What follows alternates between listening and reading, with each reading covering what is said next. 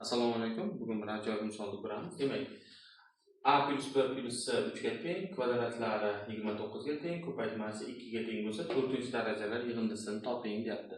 Demak, nima qilamiz bu yerda?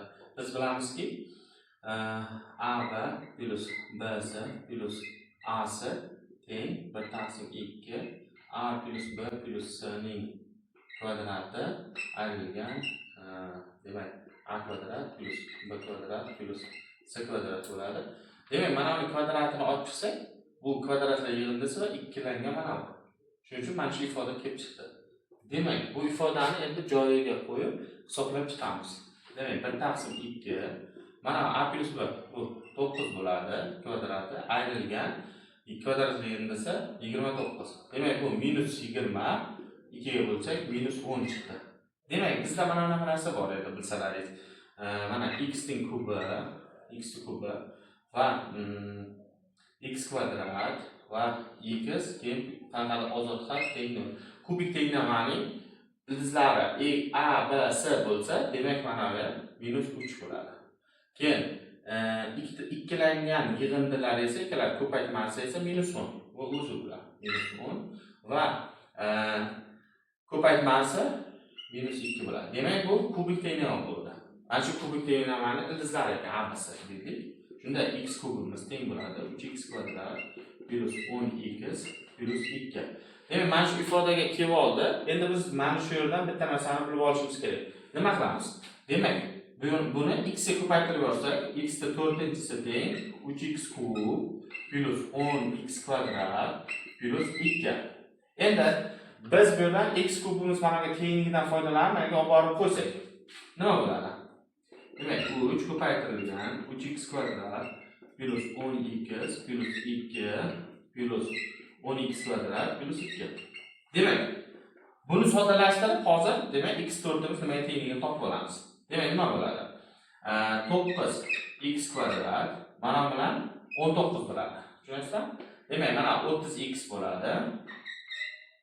30x plus 6 3 kere 2 6, 2 ni qo'shsak 8 bo'ladi. Demak, biz bu yerdan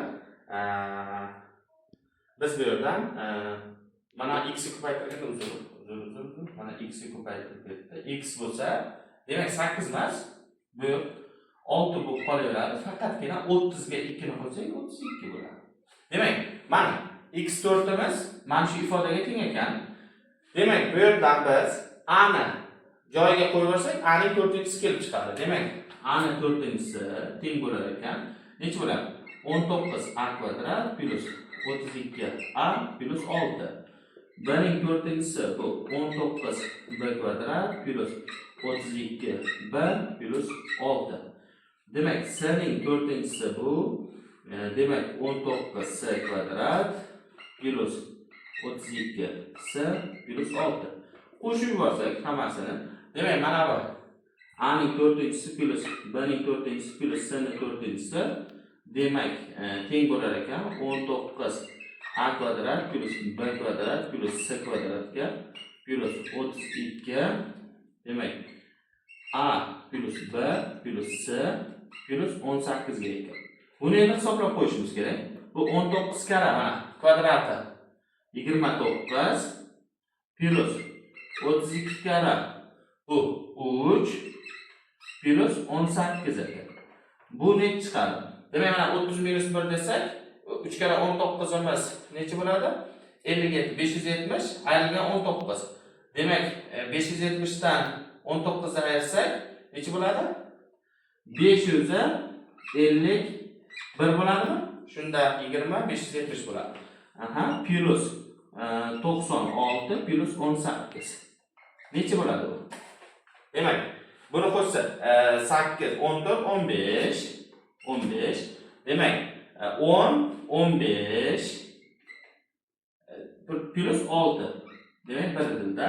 Demak, keyin 665. Demak, biz mana topdik 665 ga teng ekan. Hammaga rahmat.